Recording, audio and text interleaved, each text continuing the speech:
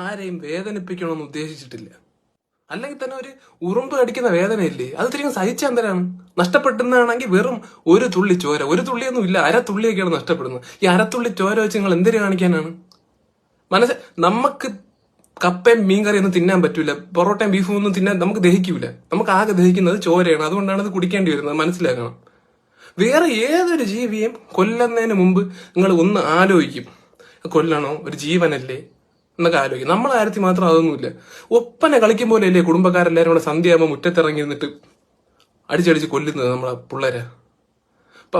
എന്നിട്ട് നമ്മളെ കൊല്ലാൻ വേണ്ടി മാത്രം ഒരു പ്രത്യേക ടെന്നീസ് ബാറ്റും ഡിസൈൻ ചെയ്ത് നീയൊക്കെ. പാമ്പിനെ, വിഷവിത്തായ പാമ്പിനെ കൊല്ലാൻ പോലും ഒരു യന്ത്രം ഇതുവരെ ഉണ്ടാക്കിയിട്ടില്ല, പക്ഷെ നമ്മളെ കൊല്ലാൻ ഉണ്ടാക്കി.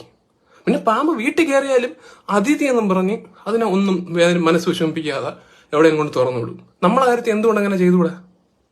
നമ്മളെ കാണുമ്പോൾ നിനക്കൊരു പിടിച്ചിട്ട് ഒരു ഡപ്പിയിടത്ത് അടച്ചിട്ട് വല്ല പോത്തിനെ വളർത്തുന്നിടത്ത് അങ്ങനെ ഉണ്ടാക്കിയാൽ നമ്മൾ അതിന്റെ ചോരയും കുടിച്ച് അവിടെ കിടക്കൂലേ? നമ്മളെ ഇഷ്ടമല്ലേ അല്ലേ? നമ്മളെ മൂളിപ്പാട്ട് പാടുന്ന ഒന്നും ഇഷ്ടമല്ല.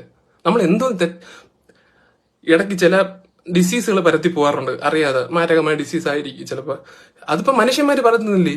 കോവിഡ് പോലത്തെ അസുഖങ്ങൾ മനുഷ്യന്മാരല്ലേ വരുത്തിയത്? എന്നിട്ട് അവരെ നിങ്ങൾ ടെന്നീസ് ബാറ്റിനെ അടിച്ച് കൊന്ന? ഇല്ലല്ലോ. കണ്ണിൽ ചോര വേണം, നീ കുടിക്കാനല്ല, അല്ല